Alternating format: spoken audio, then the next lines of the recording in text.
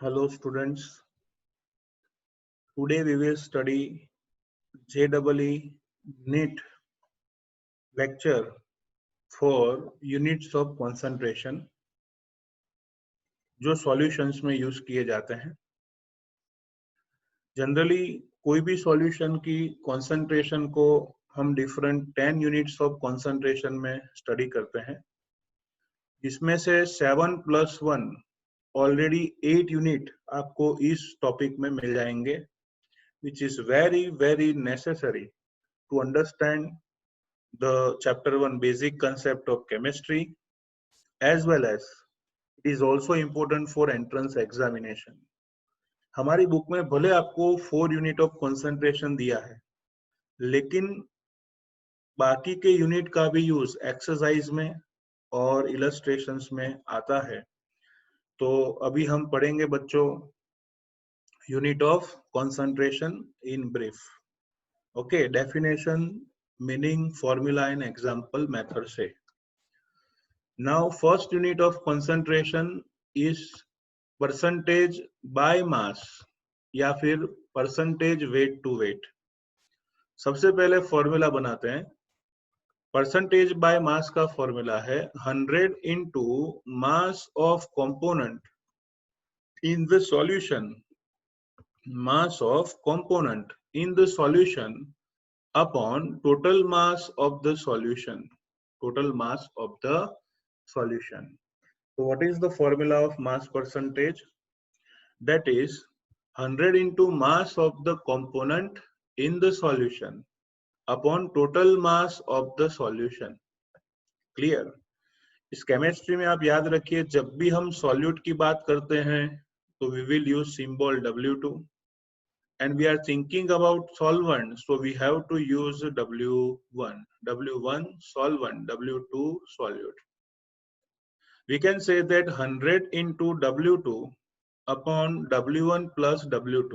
अगर हमें long method से नहीं लिखना है, एंट्रेंस एग्जाम में क्या पूरा टाइम नहीं होता है हमारे पास, 1 मिनट में या मैक्सिमम 1.5 मिनट में JEE में एक MCQ सॉल्व करना होता है।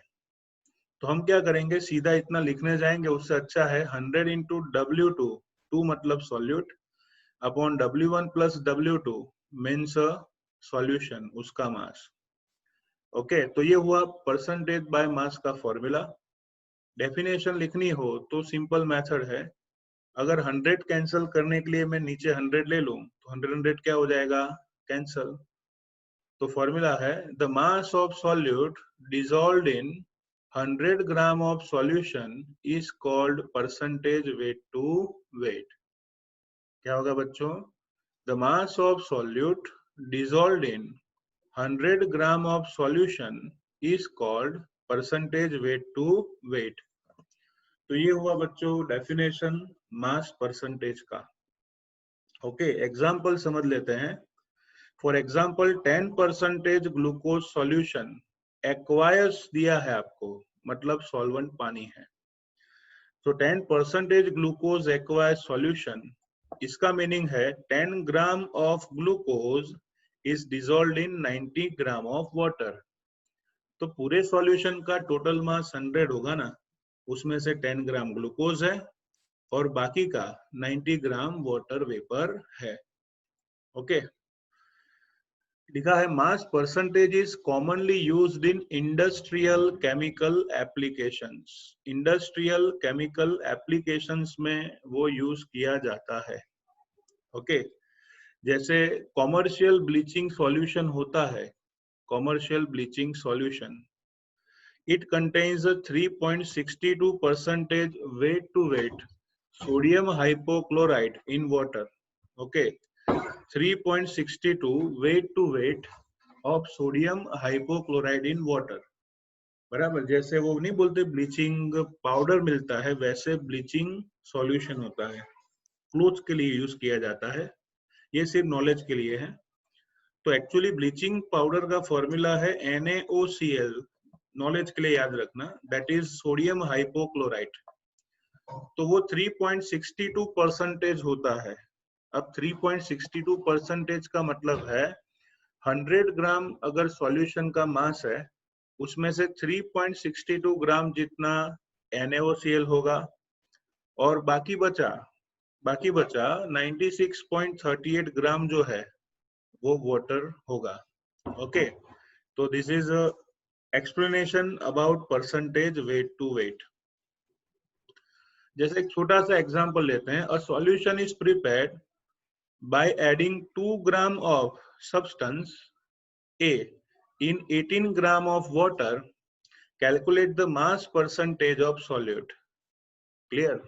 A solution is prepared by adding 2 gram of substance A to 18 gram water. Calculate the percentage of solute. तो सीधी सी बात है बच्चों, परसेंटेज वेट टू वेट का फॉर्मूला आप उसमें भले लंबी मेथड से लिखो टेक्स्ट बुक में, एंट्रेंस में तो सीधा सिंबल ही लिखा जाता है। इतना ही नहीं, ये फॉर्मूला भी आप स्कूल बोर्ड में लिखोगे तो भी चलेगा। 100 इंटू W2 मतलब solute upon W1 plus W2 मतलब दोनों, तो 200/20 आंसर क्या आएगा? 10%। क्या होगा आंसर उसमें? 10%। ओके, तो this is first unit of concentration, वो होगा percentage W/W। Now second unit of concentration कुछ ऐसा है जिसको कहते हैं बच्चों वॉल्यूम परसेंटेज और percentage V/V। So students, the volume of the solute dissolved in 100 ml of solution is called percentage V/V. The volume of solute dissolved in 100 ml of solution is called percentage by volume. Percentage by volume का formula है 100 into volume of solute upon volume of the solution. 100 into volume of solute upon volume of the solution. Clear? Okay, definition यहां से बनी है बच्चों। Solution 100 ml ले ले तो 100 कैंसल, तो सॉल्यूट का वॉल्यूम क्या हो जाएगा? Percentage V/V। तो इसलिए the volume of solute dissolved in 100 ml of solution is called percentage V/V। अगर शॉर्ट में लिखें तो 100 इंटू V2 अपॉन VML। इतना ही नहीं, अगर ऐसा हो 10% इथेनॉल सॉल्यूशन कहा है, एक्वायस सॉल्यूशन इन वाटर, तो मीनिंग ये है कि 10 ml इथेनॉल को वाटर में ऐसे डिसॉल्व किया है कि जैसे टोटल वॉल्यूम 100 ml हो जाए। ओके, सो इसे कहते हैं percentage V/V। Solution containing liquids are commonly express in this unit. बराबर, जैसे कोई सिरप है मेडिसिन, तो बच्चों उस सिरप में ये यूनिट ज्यादा लिखा होता है V/V। जब दो लिक्विड एक दूसरे से कंबाइन होते हैं तब generally percentage volume by volume ज्यादा यूज किया जाता है। बराबर। दूसरा एक एग्जांपल है 35% volume by volume solution of ethylene glycol, which is an antifreeze, is used in cars for cooling the engine. Okay, at this concentration the antifreeze lowers the freezing point of water to 255.4 Kelvin or minus 17.6 degree Celsius. अब देखो example पे ध्यान दो क्योंकि entrance exam का है।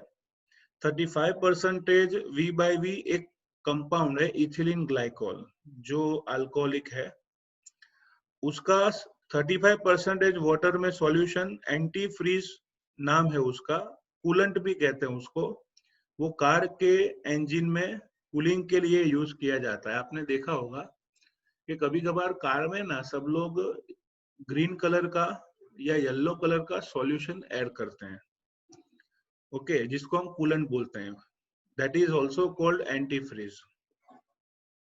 वो engine को क्या है, कूल रखता है, जिससे इंजन की क्षमता भी बढ़ती है और लॉन्ग टाइम तक हम ड्राइव कर सकते हैं।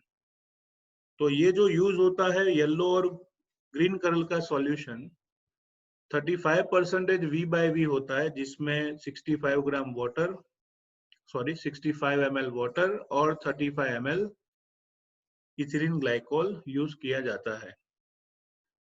At this concentration, antifreeze lowers the freezing point of water to 255.4 Kelvin. देखो, मैं जो आगे समझाने जा रहा हूँ वो आपके नॉलेज के लिए जरूरी तो नहीं है, गुजरात बोर्ड के लिए तो नहीं है, लेकिन मेरी इच्छा है कि आपको ये एंटी फ्रीज का मतलब समझाया जाए। तो समझिए, अगर कूलेंट के तौर पे कार में सिर्फ वाटर रखेंगे, वाटर, तो उसका फ्रीजिंग पॉइंट 0 डिग्री सेल्सियस है, तो शायद इंडिया में प्रॉब्लम नहीं होगा। लेकिन जिस कंट्रीज में टेम्परेचर 0 से बिलो होता है वहां पे तो वाटर फ्रीज हो जाएगा, और अगर वाटर फ्रीज हो गया तो मूव नहीं कर पाएगा, और मूव नहीं हुआ तो फिर कूलिंग एजेंट का काम करेगा नहीं। तो कनाडा है, अमेरिका है, रशिया है, जहाँ पे माइनस में टेम्परेचर होता है, वहां पे बच्चों ये कूलिंग एजेंट या फिर जिसको हम कूलेंट कहते हैं वो ऐड करना पड़ेगा इथिलीन ग्लाइकोल को।